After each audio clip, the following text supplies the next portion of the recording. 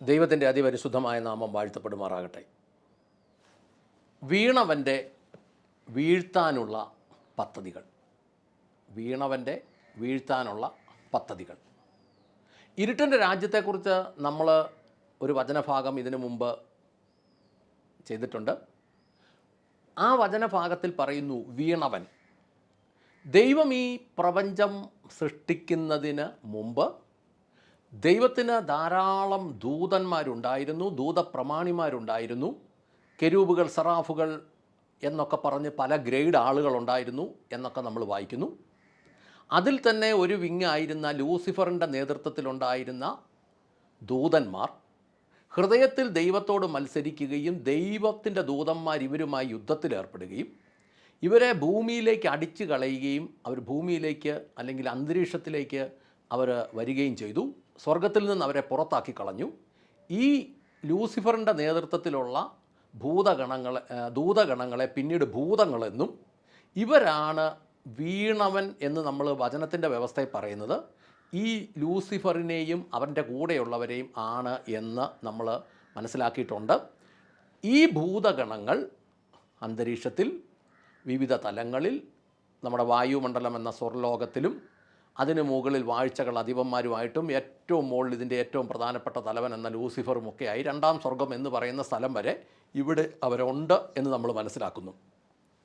ഈ ആദി മാതാപിതാക്കൾക്ക് ദൈവം അവരെ സൃഷ്ടിച്ച ദൈവത്തിൻ്റെ തോട്ടത്തിലാക്കുന്ന സമയത്ത് ദൈവവുമായി നല്ല ബന്ധമായിരുന്നു.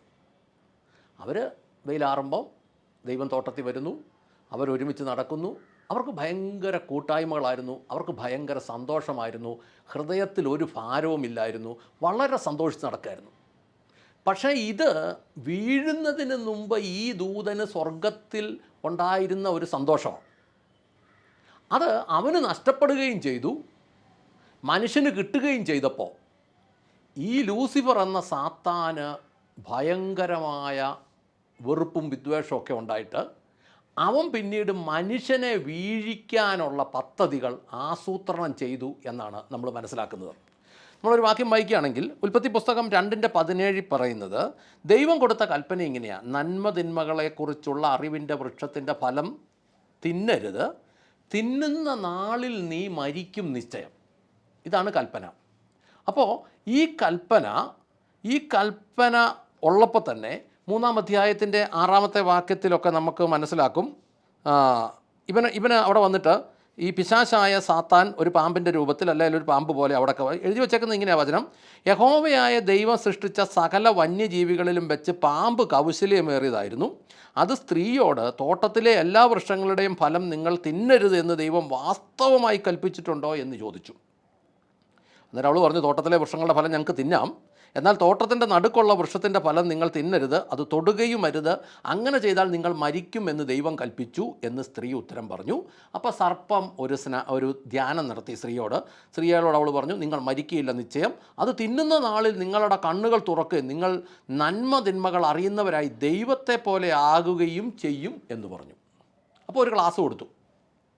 ചുമ്മാ അല്ല, നമ്മളൊരു രസകരമായി പറഞ്ഞ ഒരു ധ്യാനം അങ്ങ് നടത്തി സാത്താൻ. അങ്ങനെയൊന്നും അല്ലത്. നീ ഇത് തിന്നുവാണെങ്കിൽ നീ കണ്ണു തുറക്കുകയും നീ ദൈവത്തെ പോലെ ആകുകയും ചെയ്യുമെന്ന് പറഞ്ഞു. ദൈവത്തെ പോലെ ആകുന്നല്ലേ, എന്നാൽ ഇരിക്കട്ടെന്നും വെച്ചു. അപ്പോൾ എന്നാ കാണിച്ചു? അവൾ ഉടനെ ദൈവത്തെ പോലെ ആകാൻ കൊള്ളാം എന്നുള്ള ഒരു ചിന്ത. ഈ പറഞ്ഞു കൊടുത്തവൻ ദൈവത്തെ പോലെ ആകാനുള്ള കളിയിലാണ് സ്വർഗത്തിൽ നിന്ന് താഴെ വീണത്. അത് പറഞ്ഞില്ല. പക്ഷേ കൗശലപൂർവ്വം അവനിത് പറഞ്ഞു കൊടുത്തപ്പോൾ എന്നാ സംഭവിച്ചെന്ന് 6-ാമത്തെ വാക്യത്തിൽ പറയുക: ആ വൃക്ഷത്തിൻ്റെ ഫലം തിന്നാൻ നല്ലതും കാണാൻ ഭംഗിയുള്ളതും ജ്ഞാനം നേടാൻ അഭികാമ്യവുമെന്ന് കണ്ട സ്ത്രീ അത് പറിച്ചു തിന്നു. തന്നോടൊപ്പം ഉണ്ടായിരുന്ന ഭർത്താവിനും കൊടുത്തു, അയാളും തിന്നു. ഇവിടെയൊക്കെ പല പ്രസംഗ വിഷയങ്ങളുണ്ട്. പലരും പറയുന്നത് സ്ത്രീ അത് ചെയ്യുമ്പോൾ ഭർത്താവ് അവിടെ ഇല്ലായിരുന്നു, ഭാര്യയ്ക്ക് വചനം കൊടുക്കേണ്ട ഉത്തരവാദിത്തം ഭർത്താവിനായിരുന്നു എന്നൊക്കെയാണ് പറയുന്നത്. പക്ഷേ അതൊന്നുമല്ല. നമ്മൾ പുറകോട്ട് നോക്കുമ്പോൾ ദൈവം ഈ കൽപ്പന കൊടുക്കുമ്പോൾ ഇവർ രണ്ടുപേരും ഉണ്ട് ഇവിടെ. ഇവർക്ക് കൃത്യമായിട്ട് കാര്യങ്ങൾ അറിയുകയും ചെയ്യാം. ഹൗവയ്ക്ക് അവൾ പറയുന്നത് അത് തിന്നാൻ നല്ലതാണ്, കാണാൻ ഭംഗിയുള്ളതാണ്, ജ്ഞാനം നേടാൻ അഭികാമ്യം എന്ന് കണ്ട് അത് പറിച്ചു തിന്നു. ഇതൊക്കെ എവിടുന്ന് പിടികിട്ടി? ഒറ്റ കൽപ്പന. അപ്പം നമ്മൾ മനസ്സിലാക്കുന്നത് അവിടെ വിശദമായ ക്ലാസ് ഇവർക്ക് രണ്ടുപേർക്കും സാത്താൻ എടുത്തിട്ടുണ്ട്. ഇത് നിന്നാൽ ജ്ഞാനം നേടാൻ അഭികാമ്യമെന്നും ഒക്കെ കണ്ട് സ്ത്രീ അത് പറിച്ചു തിന്നു. തന്നോടൊപ്പം ധ്യാനത്തിലുണ്ടായിരുന്ന ഭർത്താവിനും കൊടുത്തു, അയാളും തിന്നു. ബൈബിൾ അങ്ങനെ എഴുതി വെച്ചേക്കുന്നത്. തന്നോടൊപ്പം ഉണ്ടായിരുന്ന ഭർത്താവിനും കൊടുത്തു, അയാളത് തിന്നു. തിന്നു കഴിഞ്ഞപ്പോൾ രണ്ടുപേരും നഗ്നരാണെന്ന് അവർക്ക് മനസ്സിലായി. രണ്ടുപേരും നഗ്നരാണെന്ന് മനസ്സിലായി. അപ്പോൾ ഈ ഒരവസ്ഥയിൽ നഗ്നനാകയാൽ ഭയപ്പെട്ടു. വൈകുന്നേരം ദൈവം വന്നപ്പോൾ, തോട്ടത്തിൽ വന്നപ്പോൾ, ഞാൻ നഗ്നനാകയാൽ ഭയപ്പെട്ടു, അതുകൊണ്ട് ഞാൻ ഒളിച്ചു എന്ന ഉത്തരം പറഞ്ഞു. സ്തോത്രം. നഗ്നനായപ്പോൾ എന്ന് പറഞ്ഞു കഴിഞ്ഞപ്പോൾ ദൈവം ചോദിച്ചു, 3:11 ചോദിച്ചു, നീ നഗ്നനാണെന്ന് നിന്നോടാര് പറഞ്ഞു? തിന്നരുതെന്ന് നിന്നോട് ഞാൻ കൽപ്പിച്ച വൃക്ഷത്തിൻ്റെ ഫലം നീ തിന്നുവോ? അപ്പോൾ ദൈവത്തിന് കാര്യം മനസ്സിലായി, തിന്നുവോ? അപ്പോൾ അവൾ പറഞ്ഞു, ഞാൻ ആദം പറഞ്ഞു നീ എനിക്ക് തുണയായി തന്ന സ്ത്രീ തന്നു, സ്ത്രീ പറഞ്ഞു പാമ്പ് കൂടി, അല്ലെ പാമ്പാണ് എന്നെല്ലാം പറഞ്ഞെങ്കിലും കാര്യം നടന്നു. ഇവിടെ പറയുന്നൊരു കാര്യം, തിന്നുന്ന നാളിൽ നീ മരിക്കും എന്ന് പറഞ്ഞിട്ട്, അതാണ് കൽപ്പന. പക്ഷേ തിന്ന നാളിൽ നമ്മൾ അക്ഷരികമായി നോക്കുമ്പോൾ ഇവർ മരിച്ചുമില്ല. അപ്പോൾ ഇവിടെ നമ്മൾ മനസ്സിലാക്കേണ്ട 2-3 കാര്യമുണ്ട്. ഈ വചനം പറയുന്ന കണ്ടു, കണ്ണ്, മരണം എന്നൊക്കെ പറയുന്നതിന് വേറൊരു തലവും കൂടെ ഉണ്ട്, വേറൊരു അർത്ഥവും കൂടെ. ഇവിടെ സംഭവിച്ചത് എന്നാന്ന് ചോദിച്ചാൽ, ഉൽപ്പത്തി 3:10 എഴുതിയിരിക്കുന്നു, അതുകൊണ്ട് ഞാൻ ഒളിച്ചു എന്ന് പറഞ്ഞു. നീ നഗ്നനാന്ന് നിന്നോട് ആര് പറഞ്ഞു? തിന്നരുതെന്ന് ഞാൻ നിന്നോട് കൽപ്പിച്ച വൃക്ഷത്തിൻ്റെ ഫലം നീ തിന്നുവോ എന്ന് പറഞ്ഞു. ഏതൊക്കെയാലും നമുക്കിവിടെ മനസ്സിലാകുന്ന ഒരു കാര്യം എന്താണെന്നറിയാവോ? ഈ മനുഷ്യന് ദൈവവുമായിട്ടുള്ള ബന്ധം നഷ്ടപ്പെട്ടു പോയി. നമ്മൾ ഈ ആദി പിതാക്കന്മാരെ കുറിച്ച് നോക്കുമ്പോൾ, ഇവരാദ്യമേ ദൈവത്തിനെ കണ്ണുകൊണ്ട് കണ്ടുകൊണ്ടിരുന്നു. പിന്നീട് ഇവർ മരിക്കും നിശ്ചയമെന്ന് പറഞ്ഞിട്ടും ഇവർ ശരീരത്തിൽ മരിച്ചൊന്നുമില്ല. ശ്രദ്ധിക്കണം, ദൈവത്തെ കണ്ണുകൊണ്ട് ഇവർക്ക് കണ്ടുകൊണ്ടിരുന്നു, അല്ലെങ്കിൽ ഇവർ ഏതെങ്കിലും രീതി കണ്ടുകൊണ്ടിരുന്നു. ജ്ഞാനം നേടാൻ അഭികാമ്യമെന്ന് ഇവർ തന്നെ കണ്ട ഫലം പറിച്ച് ഭക്ഷിച്ച് കഴിഞ്ഞപ്പോൾ ഇവർ എന്തു ചെയ്തു? ഇവർ മരിക്കും നിശ്ചയമെന്ന് പറഞ്ഞു, പക്ഷേ ഇവർ ശരീരത്തിൽ മരിച്ചുമില്ല.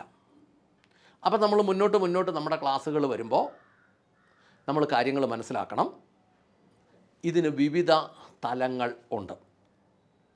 ബൈബിള് മരിക്കും, ദൈവവചനം തിന്നുന്ന നാളിൽ നീ മരിക്കും എന്ന് ദൈവമാണ് പറഞ്ഞിരിക്കുന്നതെങ്കിൽ തിന്നുന്ന നാളിൽ മരിക്കും, തിന്നുന്ന നാളിൽ മരിച്ചിട്ടുണ്ട്. അത് എന്താണ് എന്ന് നമ്മൾ ചോദിച്ചാൽ, അത് ഒരു മനുഷ്യൻ്റെ ആത്മമനുഷ്യൻ്റെ മരണമാണ്. ഈ ആത്മമനുഷ്യനെയാണ് ദൈവം തൻ്റെ ഛായയിലും സാദൃശ്യത്തിലും സൃഷ്ടിച്ചത്. ഈ ഛായയിലും സാദൃശ്യത്തിലും സൃഷ്ടിച്ച ആത്മമനുഷ്യനാണ് അന്നും ഇന്നും ദൈവവുമായിട്ട് ബന്ധപ്പെടാൻ പറ്റുന്നത്. ഈ ആത്മമനുഷ്യനാണ് ദൈവവുമായിട്ടുള്ള കാര്യങ്ങൾ കാണുന്നത്.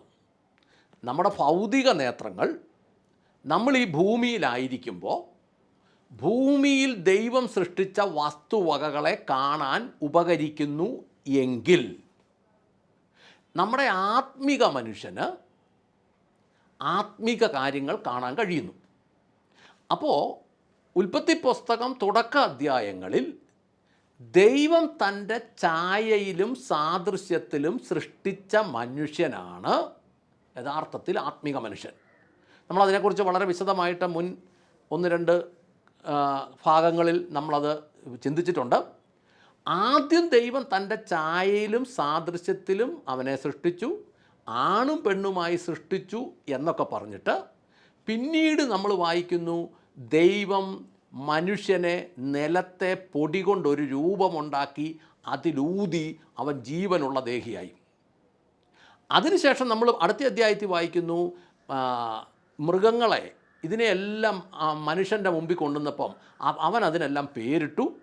അവനതിലെല്ലാം പേരിട്ടിട്ട് അവന് പറ്റിയ ഒരു തുണയെ കിട്ടാതെ വന്നപ്പോൾ ദൈവം ആദി പിതാവായ ആദത്തിനെ ഗാഢനിദ്രയിലാക്കി അവനെ ഉറക്കി അവൻ്റെ വാരിയെല്ലെടുത്ത് അവിടെ അത് അവിടെ മാംസം വെച്ച് നികത്തി ആ വാരിയലിൽ നിന്ന് ആദ്യ മാതാവിനെയും കൂടെ സൃഷ്ടിച്ചെടുത്തു എന്ന് നമ്മൾ വായിക്കുന്നെങ്കിൽ, ഇതിൽ പല കാര്യങ്ങളും നമുക്ക് നമ്മുടെ ബുദ്ധിയുടെ കണ്ണുകൊണ്ട് കാണാൻ പറ്റില്ല, നമ്മുടെ ശരീരത്തിൻ്റെ കണ്ണുകൊണ്ട് കാണാൻ പറ്റില്ല.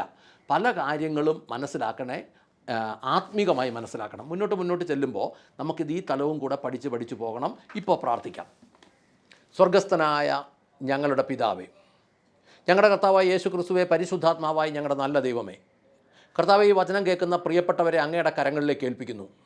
മനുഷ്യൻ ആത്മാവും ദേഹിയും ദേഹവും അതോടൊപ്പം ജഡവുമൊക്കെയുള്ള വലിയ സങ്കീർണമായ ഘടകങ്ങളുള്ള, ആത്മീക തലത്തിൽ നോക്കുമ്പോൾ വലിയ സങ്കീർണതകളുള്ള ഒരു സംഭവമാണ്, ഒരു വ്യക്തിത്വമാണ് എന്ന് കർത്താവെ അങ്ങ് ഞങ്ങളെ ഗ്രഹിപ്പിക്കണമേ.